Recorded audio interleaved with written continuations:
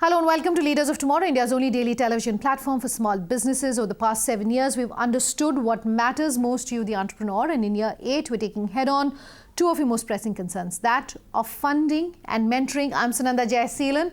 On the show tonight, an exclusive sit-down conversation with someone who needs no introduction but wears many, many hats, Niranjan Hiranandani. I spoke to him about his views on what really are the biggest challenges when it comes to the real estate space in India today, his views on family-owned and run businesses, as well as a masterclass on entrepreneurship with a master entrepreneur himself. Take a listen. I think the Prime Minister has been talking about it, and a lot of instructions have been given for the SMEs, and we are really grateful to him for it.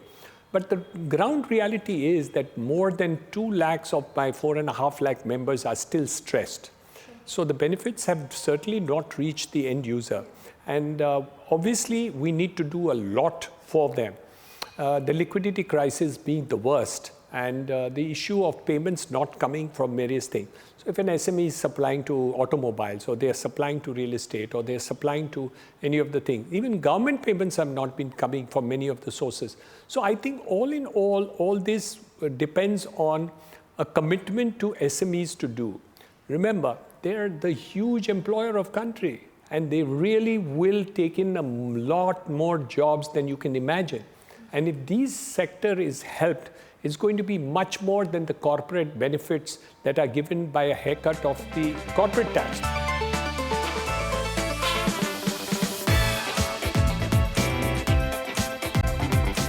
We here at the Leaders of Tomorrow have a master theme for our 8th season, which is small to scalable.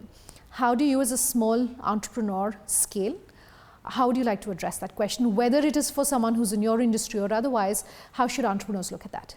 I think first of all, you have to focus on the quality of the delivery and not worry about scale at the first instance. Once you have stabilized quality, then you can move into scale. Because it should not happen that you have scaled and you've forgotten the quality of goods that you do. Sure. So many of them, when they say they have moved from the numbers from 10 to 10,000, you find that the quality has dropped so tremendously because you've not paid attention to the detail. So the most important and credible factor is that you need to be, as I tell many people, some people ask me, oh, you're the biggest builder. I said, no, I'm the best builder. Because I really look at myself and say, it doesn't matter how big a size I am, but the quality of the flat that I will give to you, who is a buyer, should be such that irrespective I'm making 5,000 apartments, each one of you should feel happy with the product that you have received. So once you do and stabilize quality, the scale comes at the second stage. But most of the people feel that it's okay, I'm a big builder, so even if I make rubbish products, it's all right. That doesn't survive. And that cannot survive in any marketplace today or any time in the future. Sure. So I think scalability comes second, quality comes second. Focus. Somehow we are very distracted people. We don't pay attention to details, and we don't pay attention to a product and say, my life is committed to it.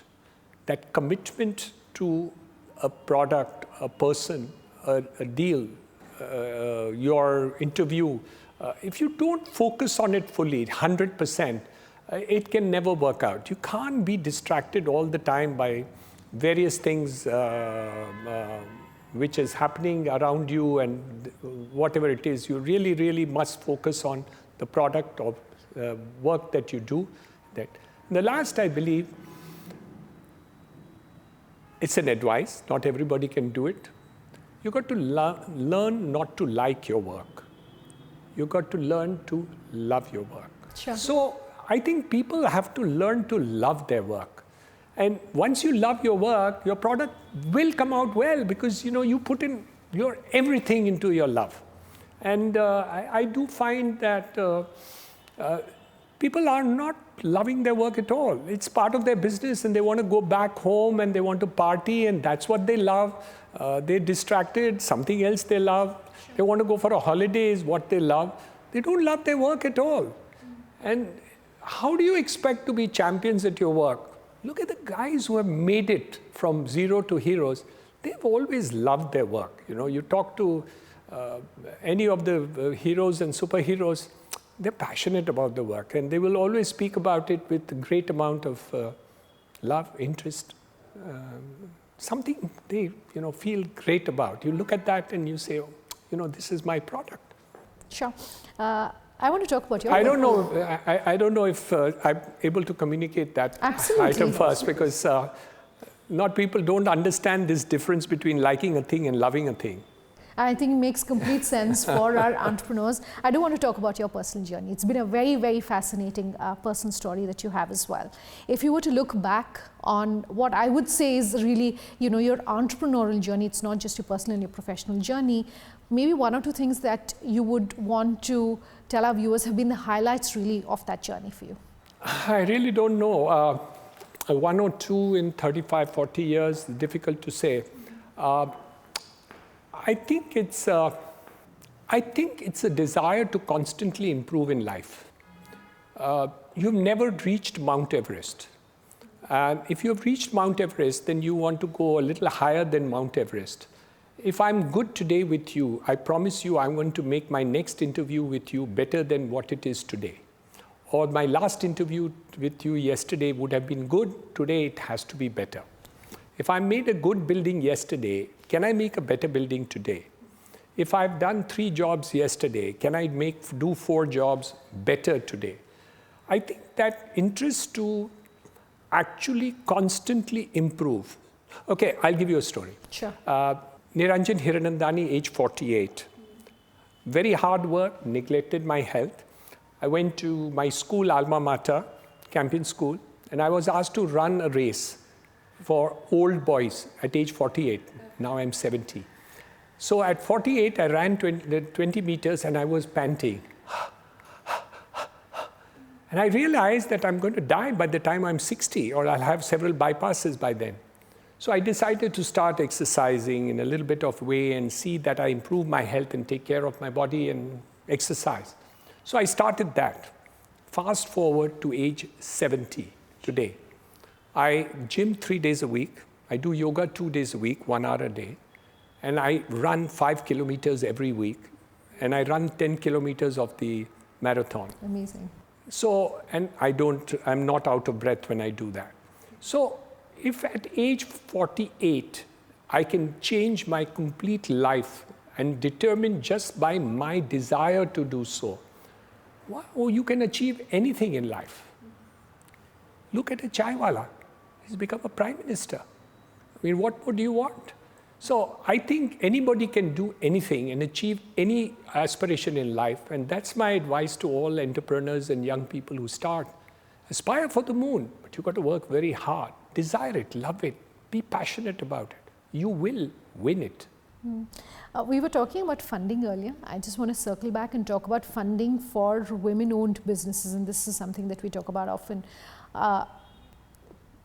Perhaps a reflection also what's happening globally, but that's not something to write home about. Less than 5% of all the funding that came into the ecosystem over the last year has gone into women-owned and funded businesses. How do you think that's going to change?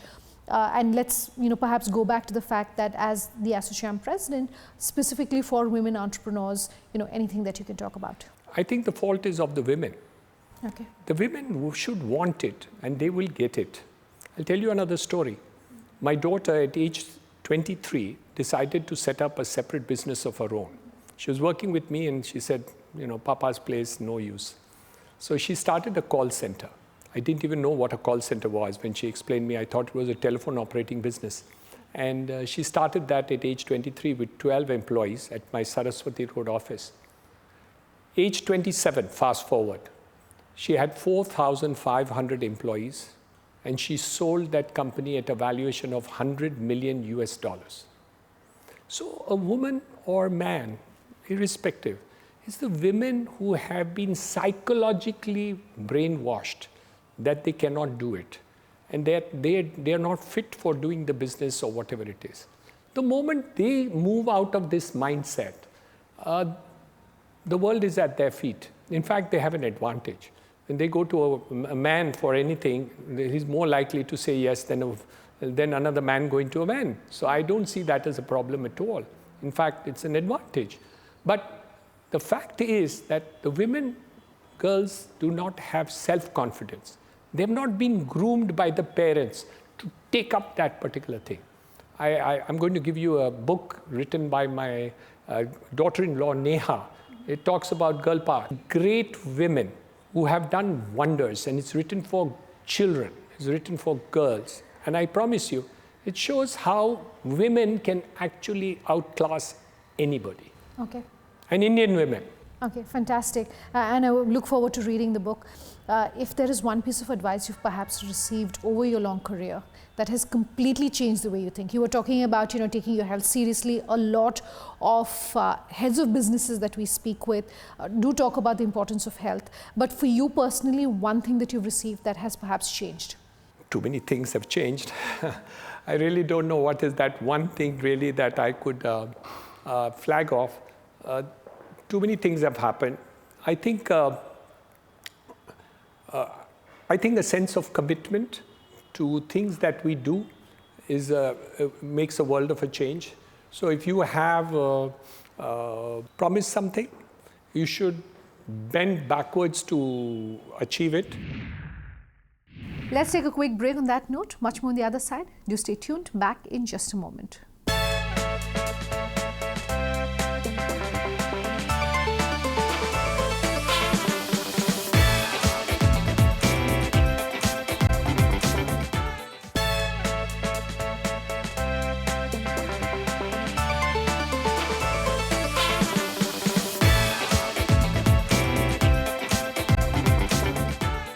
Welcome back. You're with us here on Leaders of Tomorrow, and tonight bringing you a masterclass on entrepreneurship with Niranjan Hiranandani.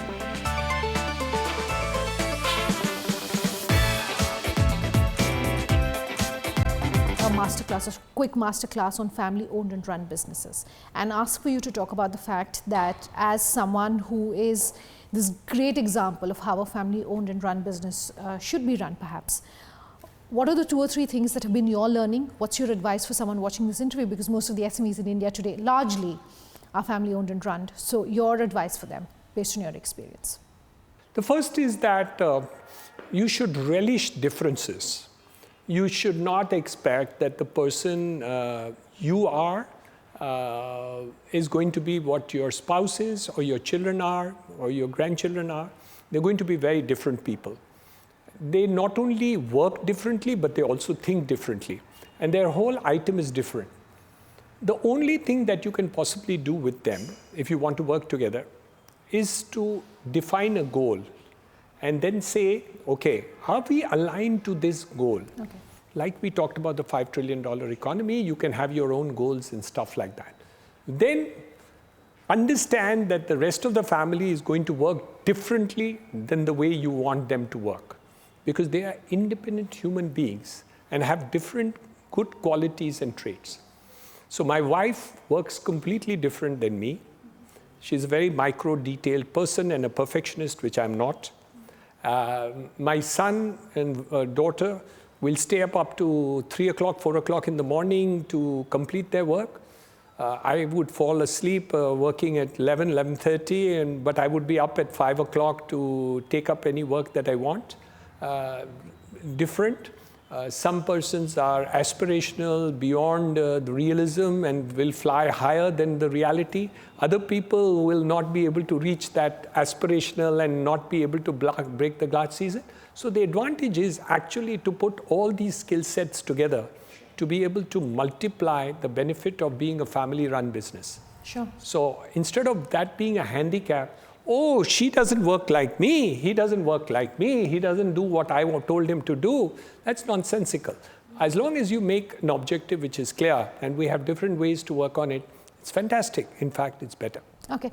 Darshan, your son has now taken over a much larger role at the company.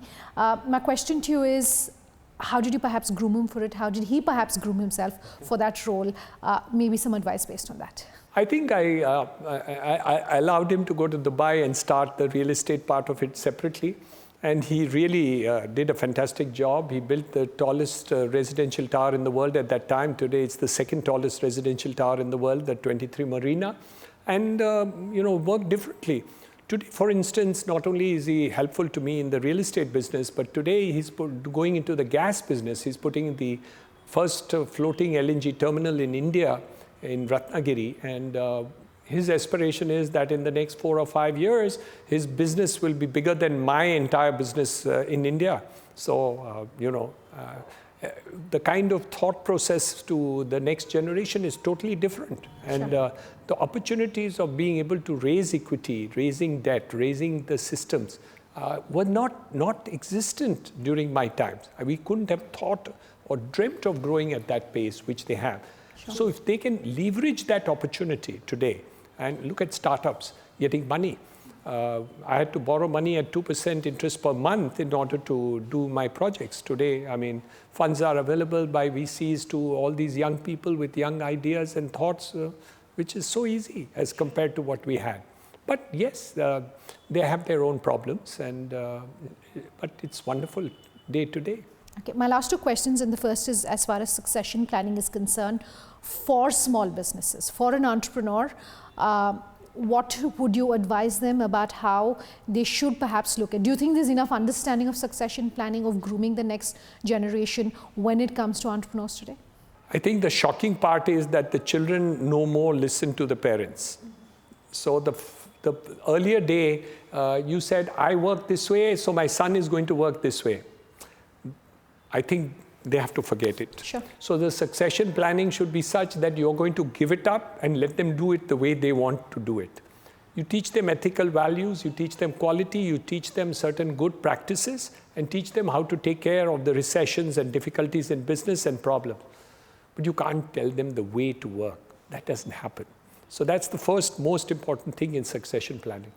The second is, you'll be surprised, many of the children, I've seen so many families now, the children don't want to take up the business. So whether it's small and medium or large businesses, they just say, I don't want to do the job which my father is doing or the work he's doing. I don't like it. Sure. Forget love it. I don't even like it. So, we can't do that anymore. And I think that's an issue. So the small businesses really have to understand that they have to get it professionalized if they want it to continue. And that's the way to go. Sure. My last question is, what is personally exciting you maybe over the next 2 or 3 years? I do know that the infrastructure space is something that you're looking at very closely now. Data centers and building of those data centers as well is something you're looking at closely now. Anything you can share with us besides that? Well, I have 3 parts of myself which I want to grow. One is, of course, the business of real estate that we do. We have diversified into data centers, into industrial and logistics parks. So that's one part of the business part. Second part is education and other things that we do. We have 17 colleges, 8 schools, 2 hospitals, 3 temples, and a skill development center. We want to expand that. And now we have a university, new university, which we are starting on liberal education. So that's part of my not-for-profit activity, which we want to do. And the third part is giving back to society in whatever we can, whether it's into my community, whether it's a part of my Naredco organization, the industrial space that is there, and to actually see where I can give back to society. So looking at Unitech, in my mental mind, the first thing was they said 30,000 apartments are people who have bought houses and not got them. My mind is, can I do in 2 years at least 15,000 people should be housed? So it's like giving back. It's a kind of a service that you want to give back to society. And you keep on adding these kind of measures into your life. So it's really 3 parts of you that are working. You're one person, but actually it's 3 segments of your life that you really enjoy doing. And I love all 3 of it. Fascinating conversation this has been. Mr. Hiranandani, thank you so much for your time here. My pleasure. Thank you. Completely out of time on this episode of Leaders of Tomorrow. If you have any feedback for us, here's how you get in touch. Our contact details up on your screens in just a moment. Do get in touch. We love hearing from you. Thanks for watching. Have a good night.